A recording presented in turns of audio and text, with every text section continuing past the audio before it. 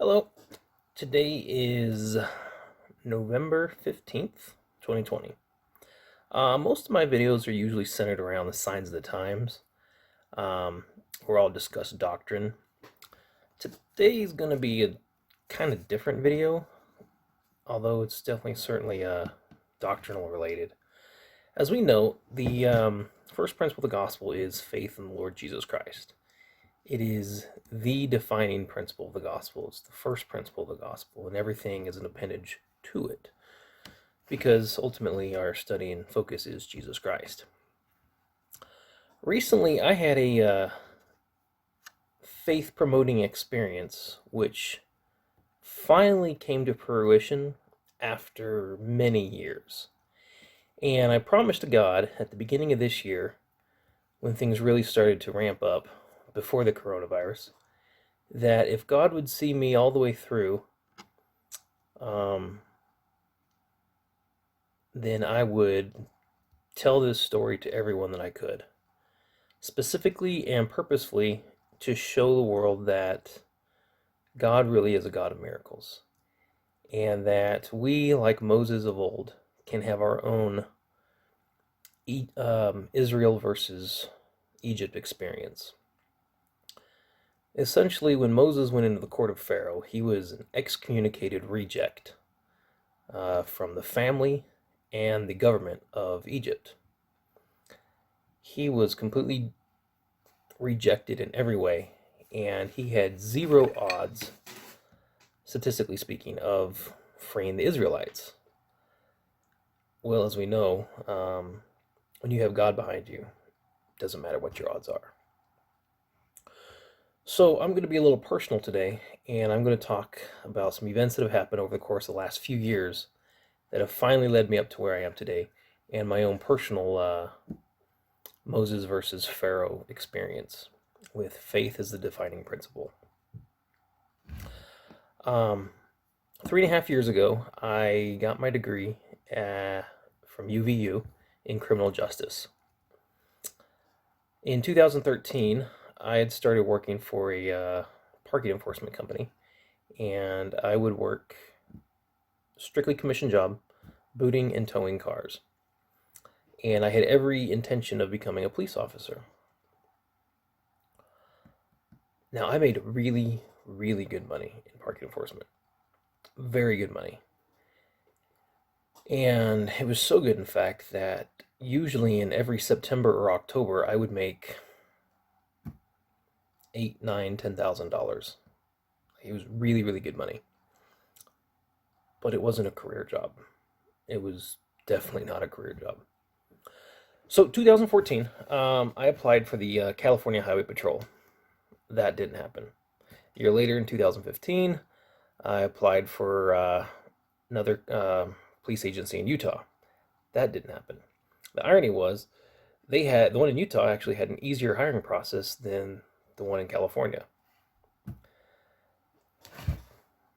The one in California wanted to hire me, but at the time, my resume had too many red flags. Which is, I hadn't matured and grown up yet. May 2017, the week of graduation. Been going to school for 4 years, major university, first child in my family to get a 4-year university degree. It was a very big deal. That same week, 3 or 4 days before I'm set to graduate, my dad had 3 heart attacks and a stroke. And within a 72-hour period, we went from him being perfectly fine and nonchalant to the doctor telling us we might have to pull the cord, otherwise he'd be a vegetable for the rest of his life. Now, when moments like that happen, you don't want to question your faith. You don't want to find out how much is left in your faith bank account. You need to make a withdrawal immediately and know that it's there. When the doctors had tapped out, theoretically speaking, and they couldn't do any more except sustain him, that's when I turned to God. And I, with the help of friends and family members, called every single operating temple within less than a week, probably within like a 3-day period, and put his name on the prayer roll. Miraculously, he started turning around, and within a month later, he was able to go back home. He's still with us today. So that was a big deal. But I don't want to talk about that specific experience. I was set to graduate and look for a new job. But because of his stroke, my job focus certainly put that on the shelf. I just stayed with my parking enforcement job and wanted to make sure that my dad was okay and that he was going to make it through the summer, etc., etc.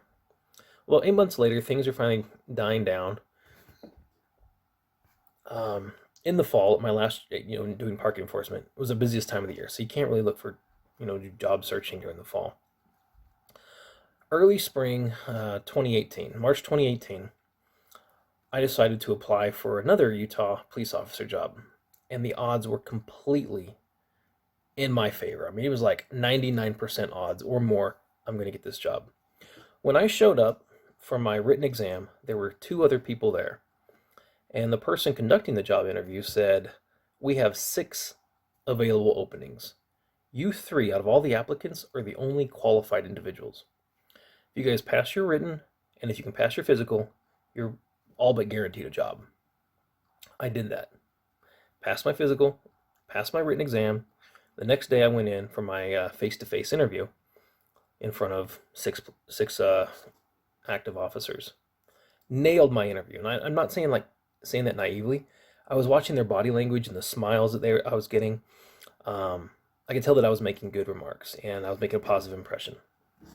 2 hours later, unbeknownst to me, and I still don't know why, they said thank you, but no thank you. Turned me down.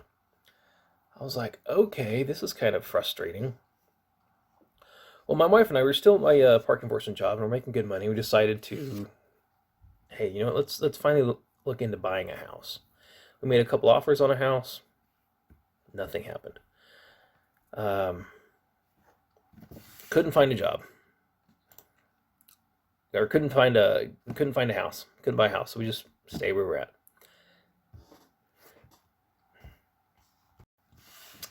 So we started looking into buying a house between March and June-ish of that year, 2018.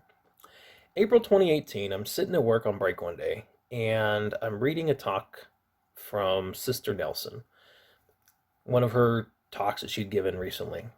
And the people she was talking to, she told them, paraphrasing, think of any blessing you want, any blessing from God, large or small. What law is attached to receiving that blessing? Well, I'd really wanted a new job. I'd been in my job for 4 years, and I was just getting tired. And I expected to, almost a year ago, hey, I'd be getting a new job, but my dad had a stroke, so my focus was somewhere else. So as I was reading this encouragement or this advice from Sister Nelson, the Spirit just hit me like a load of bricks. The law attached to you getting a new job is you need to visit every single Utah temple in the next 6 months. Now here's the symbolism of that. In the first year of our marriage, my wife and I, we went and visited every single Utah temple within the first year. We didn't have kids, and we did that in the course of a year. Well, fast forward 5 years later, and Utah now has 2 or 3 more temples than they originally had. And we had 2 kids. So we're like, how are we going to do this?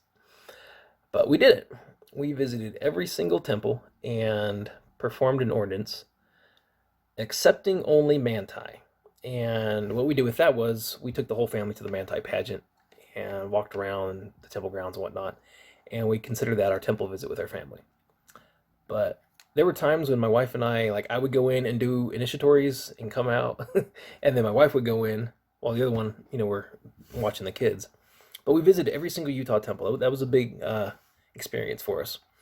And so I thought, hey, we just did this. We hit our 5-year anniversary, and gonna get my job. That was about October of 2018. Still not yet. So I'm getting a little tired, frustrated, and burnt out. November rolls around. I'd been at my job for 4.5 or 5.5 years. I was tired. I was very tired. I was getting very, very burnout. You can only, when you're doing parking enforcement, you're kind of like a modern day tax collector. You're immobilizing people's cars and you're impounding them. People hate you. Doesn't matter how in the wrong that person was or how perfectly legal the immobilization or the impound was. You've taken someone's property and you're going to charge them quite a lot of money to get it back. So naturally, they don't like you and they're yelling at you and throwing fits, and it just takes its toll on you. Um, so I was flipping through the stations one day on Sirius XM. Well, hold on real quick. So getting yelled at all the time at my job, and I'm getting to the point where I realize probably don't want to be a police officer anymore. I have nothing but respect for police officers. What they do is not easy. But I came to the realization that if I was to do anything with my criminal justice degree, I would always be dealing with the negative aspects and the bad decisions of people. Whether you're dealing with drugs, domestic abuse, sex crimes, child crime, profit and loss, um, juveniles, adult probation, etc., etc., etc., etc., etc. Criminal justice means you're always going to deal with the bad decisions of life. And I didn't want to take that with me. It was just starting to really take its toll on me. Because I was like, okay, I have a bachelor's degree. What am I supposed to do with this? We'd gone to the temple, we'd prayed about it, and we fasted numerous times. I'd applied to a couple of departments, and nothing had happened. And with the previous department, it was like I was a shoo-in to win. So the fact that I didn't get the job was very, very confusing. So I'm listening to Sirius XM, and I come across this born-again pastor by the name of Joel Osteen. Now, I was very, very aware of who Joel Osteen was because I'd been introduced to him probably about 10 years before this. He came out with a motivational book called Your Best Life Now. And his whole book is really just based on the Bible and biblical principles. Well, because I'd listened to a couple of his books, actually, and I really liked what he had to say, but I was very, very hesitant to listen to his sermons, his weekly sermons, because I didn't want to substitute the gospel for someone who didn't have the authority to teach or administer the ordinances of the gospel. But I stumbled upon this book, or his station, and it was all about building and exercising faith.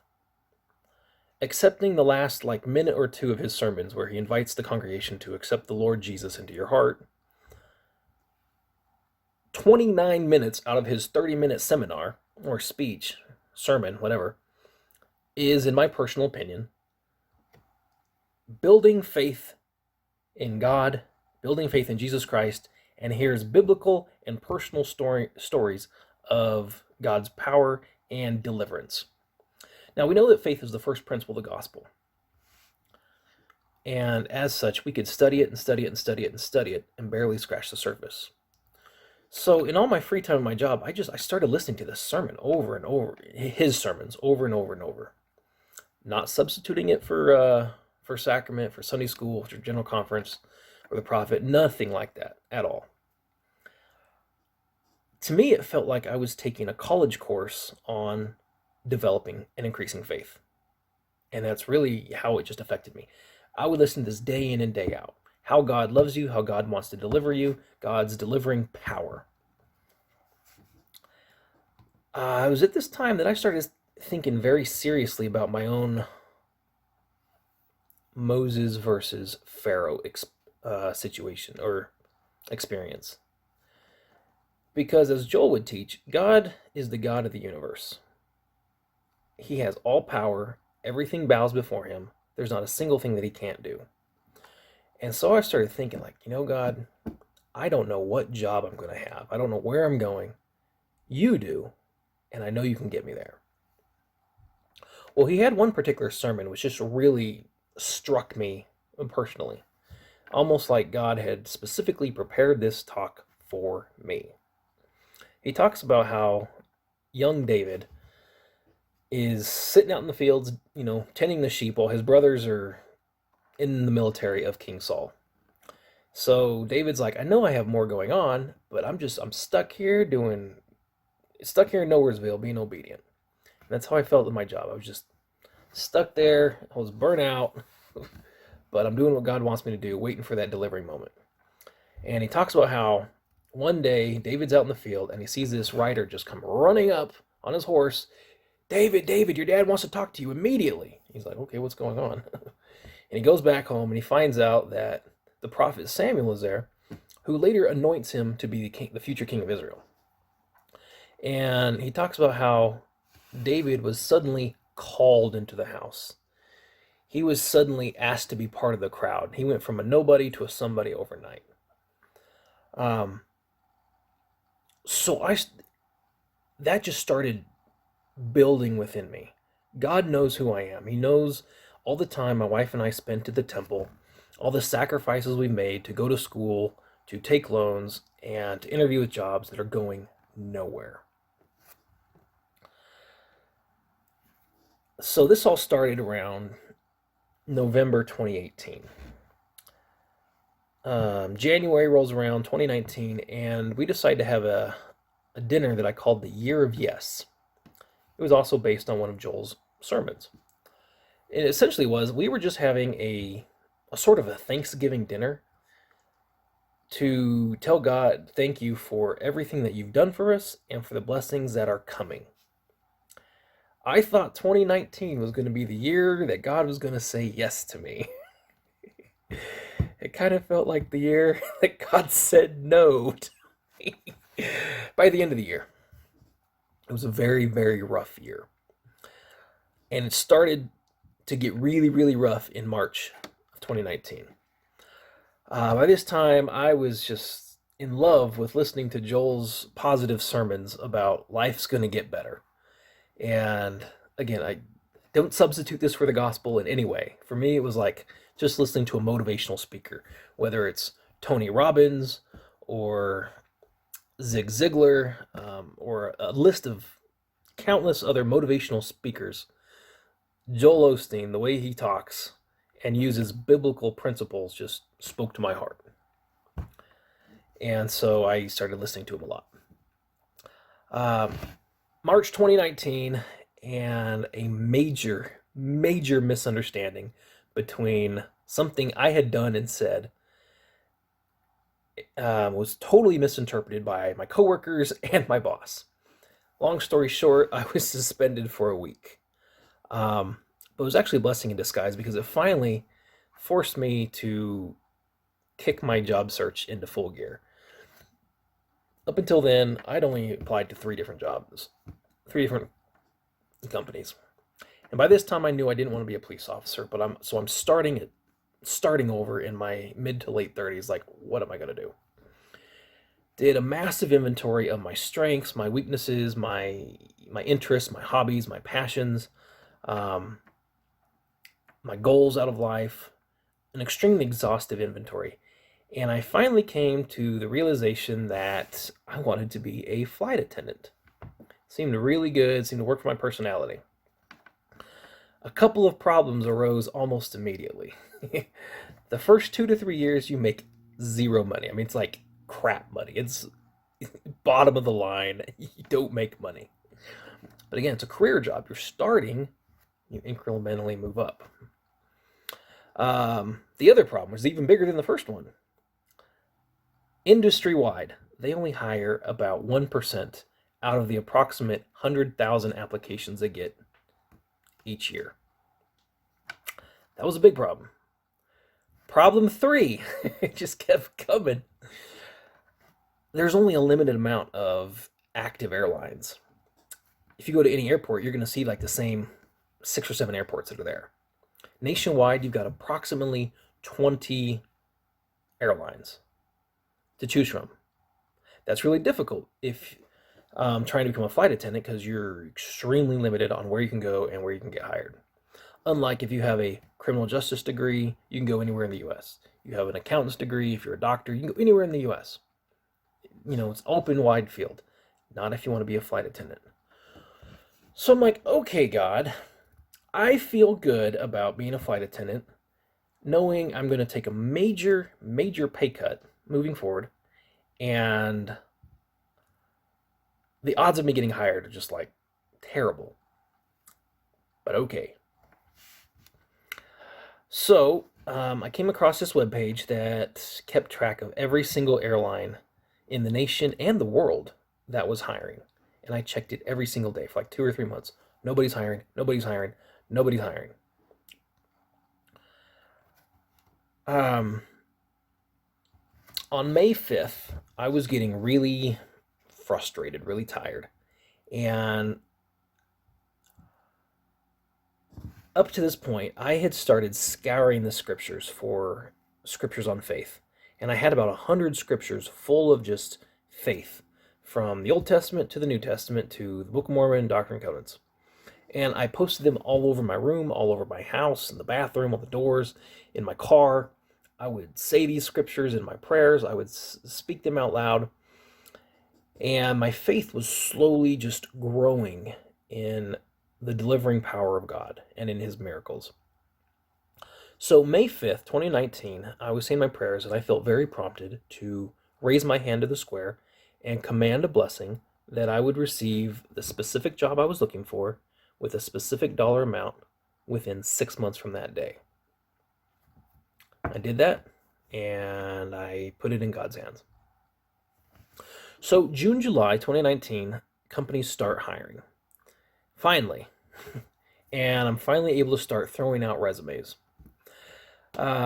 Industry standard, if you get hired, on average is about a 1-year experience, from 1-year duration from the time that you send in your resume to the time that you start training. Over the course of the next 8 months, 3 companies wouldn't pay enough for me even to consider working for them. I mean, they were the lowest of the low. So I was like, nope, that's not going to happen. My first pick wasn't hiring at all. They never were. They're an extremely elite company, and they don't have any turnover. 3 companies, including my second pick, turned me down almost immediately. My guess is because my resume at the time did not pass their filtering algorithm. One company never got back to me until early 2020, after I had finally started my new job. One video interview led to eventually being turned down 4 months later. I interviewed with my third pick twice, and they rejected me each time. One was a complete throwaway application, but I did just to show God that I was being obedient. One offered me to fly out to Cleveland, Ohio twice and to interview me there, but it just didn't feel right, and so I never did, which is frustrating because they're the one company that actually said, hey, we're interested in having you. I also applied to work for the TSA at the airport because of my criminal justice degree, and it would get me in the industry. So that was summer 2019. August 2019, start of the month, my wife comes to me and she just has really bad feeling about the month. Just this really bad anxiety. Ask for a blessing. So in the priesthood blessing I gave her, it's kind of depressing. Yep, it's going to be a bad month. God's orchestrated this. He's going to take care of you. You'll get through the month, but it's going to be hard. It's going to be rough. Had no idea how right she was. So, August 27th, I said something totally stupid at work. I was in my comfort zone, wasn't thinking straight, said something. And that, coupled with the last 5 months since March of just me being absolutely burnt out with my job. At my job, I was to the point where I couldn't learn anything new. I couldn't do anything different. I couldn't make any more money. I had progressed as far as I could in that company and probably in that industry. My boss knew I was burnt out, and so he let me go. Most people would be terribly depressed and upset. I was so glad he let me go that I shook his hand and talked to him for an hour afterwards. I was like, great, now that you're not my boss, can I actually talk to you like you're not my boss? I was not mad at him then. I'm not mad at him now. Because to me, it was God fulfilling the promises that he had put into my heart. I was starting to see the dominoes fall into place. I wasn't sure how they were going to, and I was kind of upset that, okay, my finances are going to be hurt, and this is not happening on my timetable, but I was so mentally burnt out. I was glad to be done with that job. So, walked away, didn't look back. Spent the next 2 months rocking unemployment so that I could, help pay the bills. September 2019, somewhere halfway through the month, I interviewed with my number 3 job, my first interview. I said all the right stuff at the wrong time. It was giving the right answer on the wrong question. Oh, that question, that answer's for a different question. And so they told me no, and I was like, dang it. But I chalked it up to learner's curve and growing experience, and I just evaluated what can I do better, and I'll reapply in 3 months. That's exactly what I did. October 2019, my wife and I had our 6-year anniversary. We went to the temple, and I felt very strongly to proceed with interviewing a second time with my third job, and that was my game plan. Not my third job, my third pick. I felt very good about interviewing with my third pick. So that was late October. November rolls around, and late October, early November, I had actually got hired on to work as a ramp agent at the Salt Lake Airport to help bring airplanes in, to help them park and then unload all the bags. I started this job November 6th, 2019. So 6 months and 1 day after I had had my prayer back in May, I raised my hand in the square and commanded a miracle. Now, the unique thing was I had got this was not the job I wanted. Not the job, and definitely not financially. But it had got me in the industry. So I figured, okay, things are moving a little bit slower than I had expected, but God's heard my prayers. God is answering my faith and moving me along. I hated this job. I hated this job. Once again, just like my previous job for parking enforcement, I was working outside at nighttime, in the winter, in the snow, in the rain, the sleet. It was miserable weather. I was there for like 2 or 3 months that whole winter. I did not like that job. And there were numerous days when I wanted to walk out, but I kept telling myself, this is the job God has me at. This is the job God wants me to be at to ultimately get me to the other job. Now, one of the unique things about that job was where I was positioned at the airport. I was on the east side, and from my vantage point, I could see both the Bountiful and the Salt Lake temples at the same time. It was a really cool view, and I often I looked at those temples and have to tell myself, this is where God wants me to be until the better job comes along. So a month and a half later, December 19th, a week before Christmas, I finally interviewed for the second time with my third pick. And I nailed this interview, just right on the money. And it was just me and one other person. It wasn't a panel. Just me and one other person. We were getting along really good. We were vibing and jiving really well. And I just knew I've got the job. I could just tell I've got the job. What do you know? 3 weeks later, they say thanks, but no thanks. Oh, this is so frustrating. So January 14th, a Tuesday, the TSA had invited me to come and interview with them. And at this point, I'd been working on the ramp for about 2 months now, and I was anxious to get inside, out of the snow. I hated the weather. So I didn't want to be a TSA agent, but I wanted to get out of the rain and the snow. So I went and interviewed with them.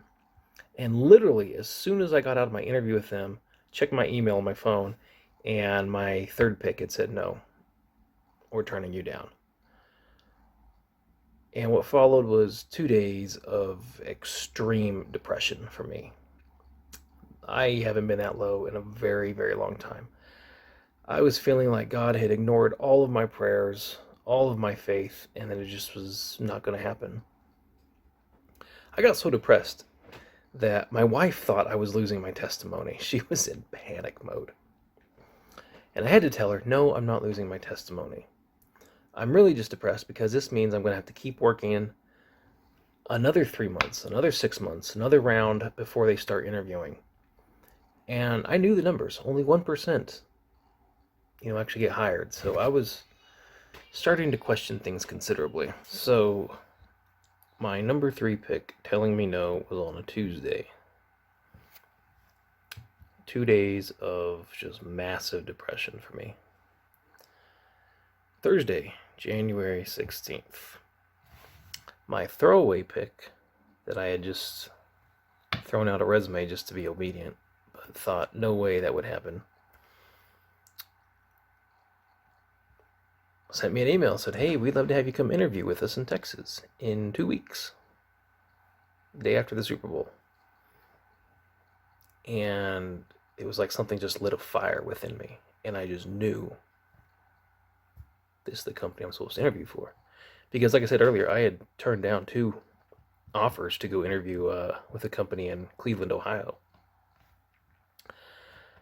So, got my ticket, and because I had so thoroughly prepared for my number 3 pick, I had about 25 to 30 questions, industry questions, just memorized backwards and forwards. I was extremely prepared.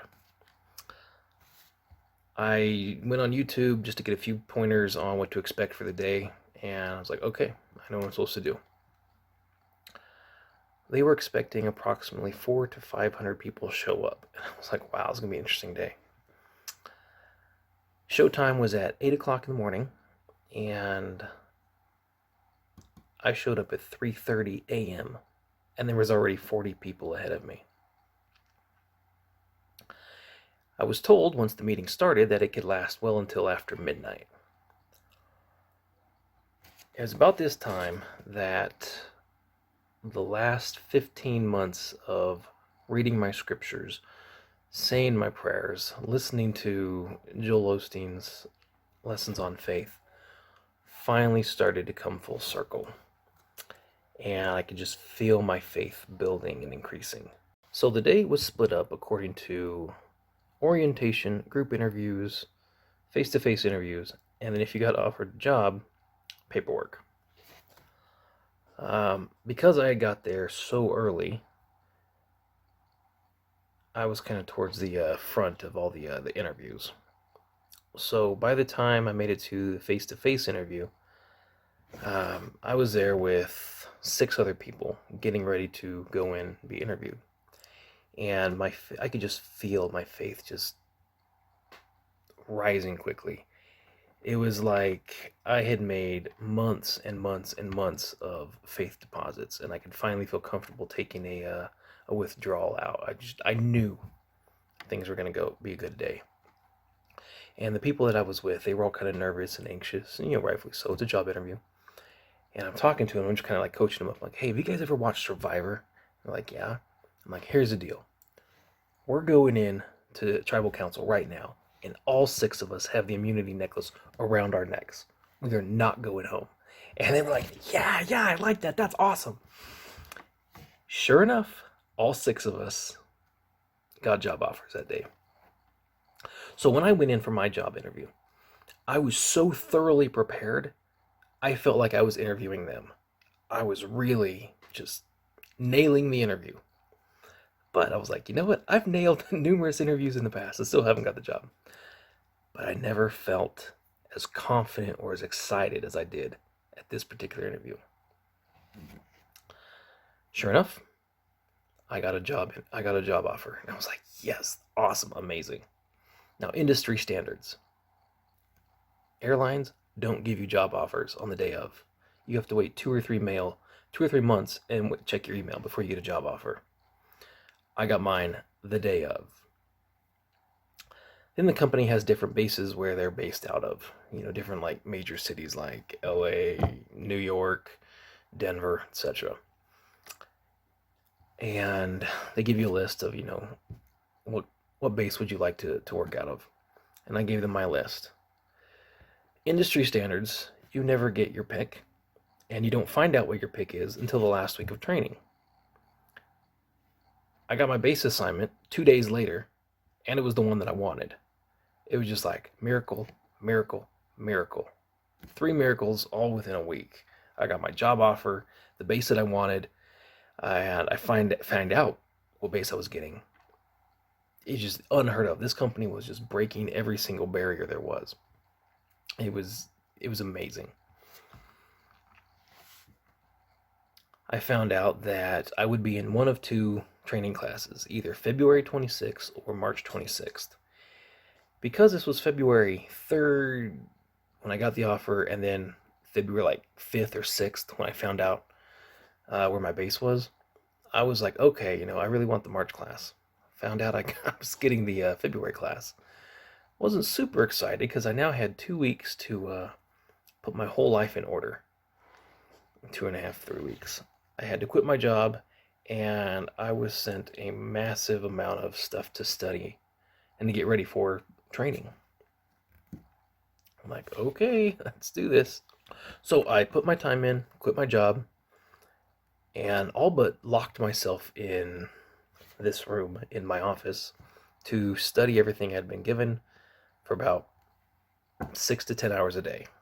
I had to thoroughly know this stuff before I went to training. February 26th, I go into training, and it was quite the emotional roller coaster. I was 2,000 miles away from my house, and out of 50 people in that class, I was one of 5 people who was white, straight, and religious. I stood out like a sore thumb considerably. No one was really mean to me, but no one really wanted to be my friend either. I just really, really stood out. We had class from about 6 in the morning till 3 in the afternoon. So you had to get up super early and you had to go to bed super early. I didn't have a car, and we were in a backup hotel, so we didn't have a refrigerator, and we didn't have a microwave in our room. We had a refrigerator. There was a lot of things that our hotel was missing out on. I also had a roommate, which I'm not really a roommate guy. Here I am in my late 30s, I'm married. It's kind of weird. He was a really nice guy, and we got along great, but it was still just weird having a roommate. So as soon as we get out of training, out of class, you need to go get your food. And we had to walk anywhere from right across the street to a mile away. You didn't want the same food all the time, so you'd have to start walking farther and farther and farther away. I was just a handful of miles. I was like 3 or 4 miles away from the beach, but wasn't able to go to the beach. I didn't want to pay for an Uber. I was trying to go to church on Sundays. That wasn't happening. I had a bishop who, for whatever the reason, bless his heart, did not want to help me at all. I called the mission, and the missionaries were great. They were wonderful, but mission rules prevented them from giving me any sort of ride to the grocery store, to church, to the temple. I looked into getting an Uber, and it was going to cost me like $50 or $60 round trip to go to the temple and back. I was like, no. So I spent about the 4 weeks that I was in training not going to church once. It was extremely, very spiritually draining. On top of that, all the rides to or from the hotel and the training center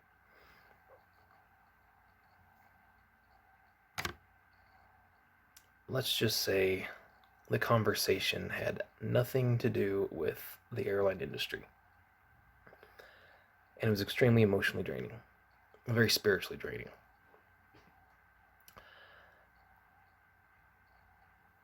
But I saw a bunch of miracles, and my faith just really, really grew. After a week of training, my roommate unfortunately, and I felt very bad for him, he flunked out of training. He flunked a test, and they sent him home. Well, and this was happening to other people. A lot of people, different individuals, were flunking out of training, and naturally, the company would combine the rooms. Well, for whatever reason, they didn't. My guess is probably the coronavirus as it started to progress and pick up. So for the last 3 weeks of training, I had the room to myself. That was a major blessing for just me personally, spiritually, emotionally. I could say my prayers, be vocal about them. I had my own space. After class, I could study. It was very, very appreciated. It was a major blessing.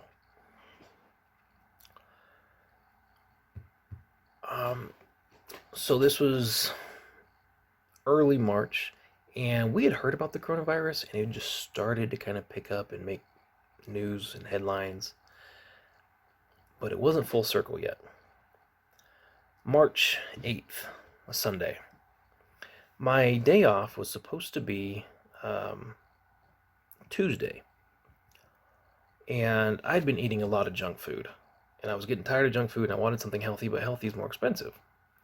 And I'd finally concluded, hey, I love sushi, so I was going to eat some sushi, despite how expensive it was. And I was going to eat sushi on Monday night after class, so in the event that I got sick, I had a day that I could just take off. This is my natural day off, because if you call in sick in training, they send you home. Well, they changed it so that our day off was Monday, which meant I had to go out to eat on Sunday, which I'd always bought extra food on Saturday so I wouldn't have to. Well, I didn't have any food, so I had to go out to eat. And I remember I was pouring my heart and soul out to God, telling him how much I loved the Sabbath, how much I honored it and respected it and revered it, everything that I had learned about it, how important it was. And my situation was such that I had to go out to eat. I was trying to eat healthy, and I had to go out to eat, regardless. So I asked God to forgive me for any sins that I was about to commit by what I felt was breaking the Sabbath. So I make the 3/4 mile walk to the restaurant, and I see on their door that says, we will be closed for Purim in I think 2 or 3 days. I'm like, Purim? That's a Jewish holiday. I walk in expecting this to be kind of an Asian joint with, I'm thinking sushi. So I just, naturally thought the employees would be Asian. And I was pleasantly surprised that everyone there was actually Jewish. You could tell by their clothes and their hairstyles. Everyone, the people that were there and the people that worked there were all Jewish. I was caught off guard. I was like, wow, this is not what I was expecting. Okay, that's cool. Everyone was there in their families. Something I hadn't seen in probably 2 or 3 weeks. I was seeing people love being with family. And the last 2 weeks of everyone kind of anti-family, some of the stuff that I was hearing in training, not in training, but some of the people I was with, it was nice to be around families. And so I ordered my food, and I had some free time, and I decided to look up what Purim was. And I'm reading about it, and it was about the deliverance of the Jews and how Queen Esther had helped orchestrated that. And I was thinking about God and his deliverance of me. Here I am at this new job. My anxiety's high. I'm away from my family, but thinking about all the little miracles that have happened leading up to this. And I'm just like, man, God has really just delivered me amazingly, and he's strengthened my faith, and all the faith that I've exercised in him, I'm really seeing God's deliverance. I also realized it was exactly 1 month before Passover. And again, I'm like, wow, God's really just talking to me here. And at that moment, the Spirit hit me, and God told me, I'm giving you your best for this situation that you're at. And I started bawling, like a little kid. Here I am in this restaurant, just uncontrollably sobbing. I felt like I was at the temple. Because here I was around what I felt was a very terrestrial experience. People that didn't have the gospel, that didn't have the priesthood, but were very active in their faith, very God-fearing people who read their scriptures and prayed as families. I felt like I was in the temple on a Sunday afternoon at a sushi restaurant 2,000 miles away from home. And when I got my food, it was some of the best sushi I've ever had. I wanted seconds, but I was like, no, it's a Sabbath. I'm here just to eat. And that was amazing, amazing, tender experience. Well, that following week is when the virus really came full circle. It was everywhere on the news, and you're just hearing and seeing about one place after another just close, cancel. So I go to training in class, and it was, don't know if you're going to have a job. Don't know if you're going to have a job. Every day, the trainers are like, well, we have another conference call with the owner of the company or the CEO. We were getting daily emails from the CEO. I'm hearing story after story about other airlines canceling their training class. One of the guys in my class, his roommate was with another carrier, and they were a week away from finishing class, graduating, and they got sent home. But not my class. They kept us through. It was just one little experience after another. We should have got sent home, but no, they kept us going. I had another faith-promoting experience. One morning, randomly, I had accidentally slept in. And this was a big day. This wasn't just class, but we were going to go on a observation flight. We just go on a plane flight for 3 or 4 hours and watch the crew work. Well, this guy who I hardly ever spoke to in class, nice guy, but we just never really, were in the same social circle. He called my room up. He was like, dude, where you at? I thought I had an extra hour. And he said, no, we need to leave now. You got 5 minutes. So I did in like 3 minutes what usually took me 30 minutes. I just got everything ready, and was out the door. And the whole time I was thinking to myself, God's watching out for you. God's watching out for you. God's watching out for you. So I made it right as the shuttle was getting ready to take off. I was like, yes, made it. The last day of class, we're taking our final. We finally made it through, and the last 2 weeks before that, we didn't know every day if we were going to have a job or not, but they kept pushing us through. So because of the virus, as irony would have it, we had to take our final the day of, the last day, and then we had our graduation. So if you didn't pass the final, you didn't make it to graduation on the day of graduation. So I take my final, I get done, and I was so excited because I just knew I'd passed. I was taking pictures with everybody. I was high-fiving everyone. Hey, we did it. And everyone's like, how do you know you passed? I was like, trust me. God didn't take me this far to let me go. I know that I passed. Sure enough, I passed. And as irony would have it, this was almost exactly 1 year to the day from when I had been placed on suspension a year previous. Like, God really was looking out for me in what happened a year from there and then what happened on the day. He was telling me, hey, I'm watching out for you. You've exercised so much faith. Let me show you how strong I am. And I was literally having my own Moses versus Pharaoh experience. I had so many things just say, no, the odds are against you. The odds are against you. The odds are against you. So I passed class, passed training. So because of the coronavirus, I was stuck in a different hotel in a brand new city for a week by myself, just waiting for the phone to call so that I could have my first flight, my pass-off flight that says, hey, you actually know everything that you were taught in training. Finally go on that flight, and the lady that was watching over me, she wasn't training me, she was just kind of passing me off. Come to find out, she was a member of the church, and that was nice. It was the first member of the church I talked to in a month. I was so elated. I was so ecstatic that we could talk about stuff that just wasn't airplane related. Well, halfway through the flight, we go into the flight deck, the cockpit, and we were speaking with the pilot. And I'd never been in a cockpit before. I thought it was really neat. And we were just talking. I was asked the pilot, I was like, so where are we? He said, well, we're passing over Utah right now. We're over a little town called Monticello. And I don't know if you know anything about the Mormons, but they have a small little temple in that town right there. And I said, really? I'm actually a Mormon, and so is this lady. He's like, really? Well, I'm one too. So I'm there with two members of the church in the cockpit, and I'm just feeling the overwhelming love of God for me. Like, CJ, I've got you. I'm going to take care of you. And we're flying over a temple, no less. So I was just like this amazing little blessing. So to finish the day off, passed off my flight, and where my base, where I was supposed to work out of, I still didn't have a house or an apartment.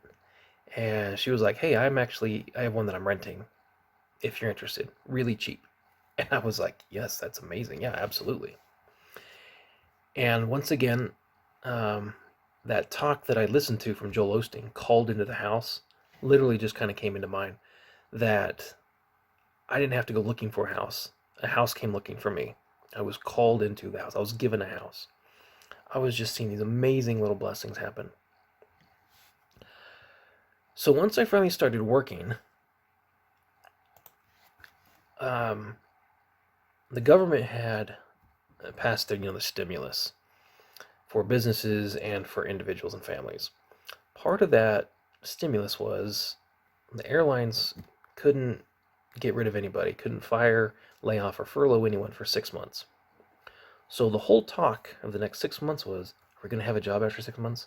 Are we going to have a job after 6 months? I knew I was going to have a job. We talk about the calm assurance of the Spirit. It was about as calm as anything you can imagine. 6 months before this, almost a year before this, I'd been laid off from my job, and I was going through the emotion, the anxiety of, okay, I'm exercising faith, I'm excited for this new chapter in life, but I still have bills to pay, and I don't know when this new job is going to come. So after everything I had been through, this company hiring me, keeping me, getting me through training, and here I am, 4 or 5 months into it, and there's talk about laying people off. And I was like, no, my faith is not going to give up now, and God is not going to give up on me now. I can honestly say, out of that 6-month period about, will I have a job or won't I think I had about 2 hours of total anxiety where I was kind of nervous. And I mean that literally. About 2 hours in 6 months. Sure didn't last very long.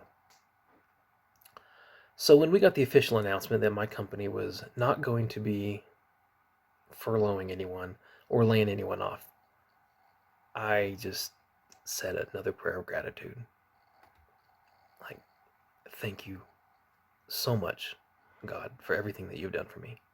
And my faith in thee and my faith in your Son has not been in vain. But this was a long, drawn out, at least 3.5-year experience. So, being a flight attendant, I fly to a lot of cities, but there's a handful of cities that we fly to almost all the time. For me, one of them is Las Vegas. And Las Vegas is known for their odds. Every time I pass a slot machine, I think to myself, what are the odds? And I remember that God beats the odds because the odds actually bow to God. So let's talk about these odds. Pre-coronavirus, industry standards, they hire 1% out of approximately 100,000 applications a year, out of like 20 companies.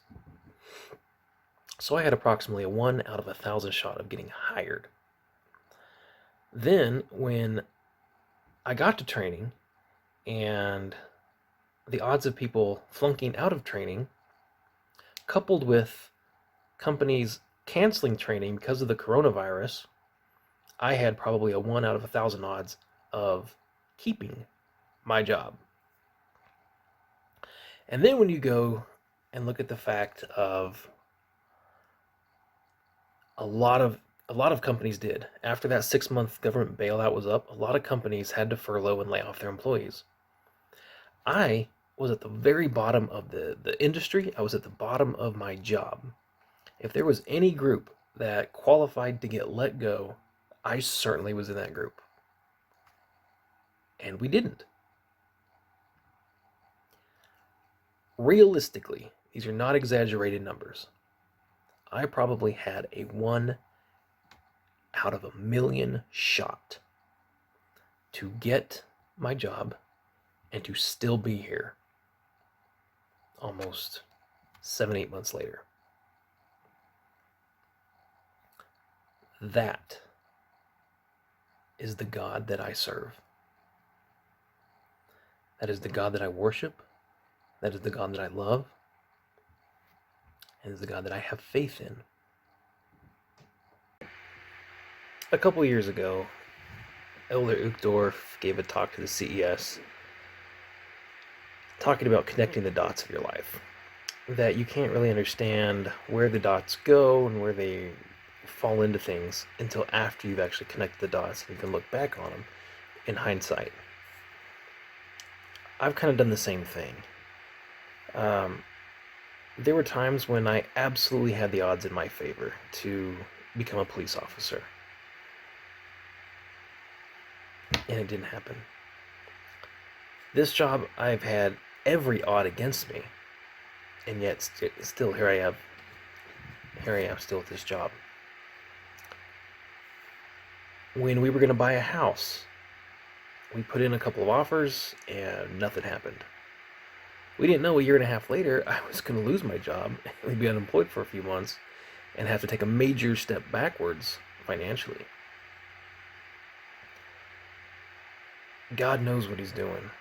Even when things seem like they're falling apart, they're actually falling into place.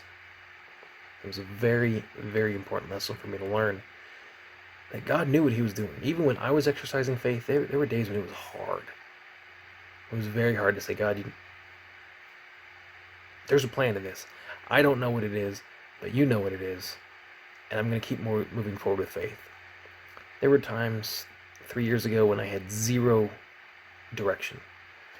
2 years ago when I had some direction. And then I started kind of putting things in order. I think this is where things are going. And even still, there were times when I had to exercise faith, like, you've got this, God, you've got this. Or God had to tell me, I've got this, I've got this. But it was important for me to learn that God was always in control. When things seemed like they were completely falling apart, or when things looked like they were completely falling into place, God always had control. I never had control. The only thing I could do was exercise faith. Now, let's put this all into perspective. I have the job that I want. God heard my prayer, and he heard my faith. The finances are still not there yet. I'm still at the bottom of this industry. I'm still putting my time and paying my dues.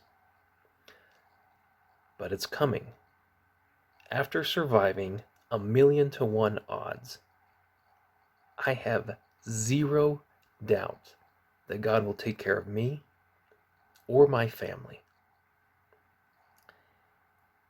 The reason I have shared this story of faith is to let people know, if you're struggling with anything in your life, temporal, spiritual,